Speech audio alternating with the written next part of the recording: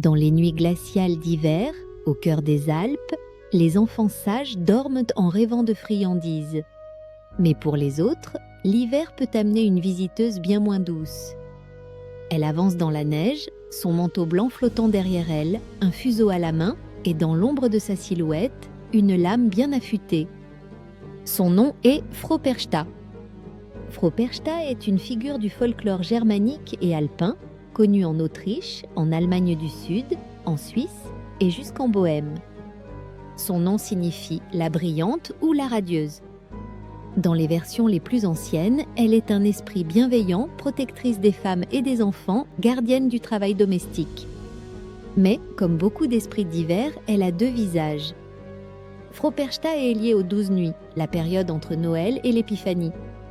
Elle passe dans les foyers pour vérifier que les règles ont été respectées. Le filage et le tissage de l'année doivent être terminés. Les maisons doivent être propres. Les enfants doivent avoir été obéissants. Si tout est en ordre, elle dépose dans les assiettes des fruits, des noix, du pain.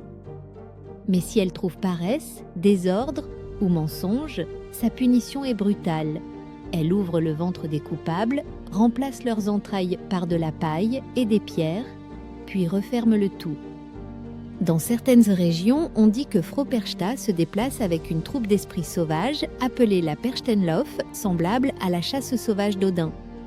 Ces figures masquées, mi-humaines, mi-démoniaques, parcourent les rues en frappant le sol avec des bâtons, faisant résonner des cloches pour chasser les mauvais esprits et rappeler à tous que Froperchta observe. Froperchta serait héritière d'anciennes divinités germaniques, peut-être liée à la déesse Holda ou à Frigg. Avec la christianisation, son image a été assombrie, mêlant bénédiction et menaces pour maintenir l'ordre social. Elle est à la fois juge, protectrice et bourreau. Aujourd'hui, les défilés de Perchten existent encore en Autriche et en Bavière.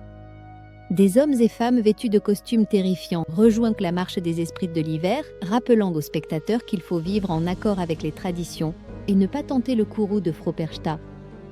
Alors, si tu entends le tintement de clochettes dans la nuit, si une ombre blanche passe devant ta fenêtre, assure-toi que ta maison est propre, tes promesses tenues et ton cœur pur, car Froperchta viendra. Et elle décidera si tu mérites une pomme ou une punition éternelle.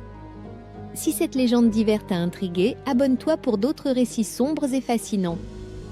Et dis-moi en commentaire, penses-tu que Froperchta est une gardienne ou un avertissement contre nos propres manquements ?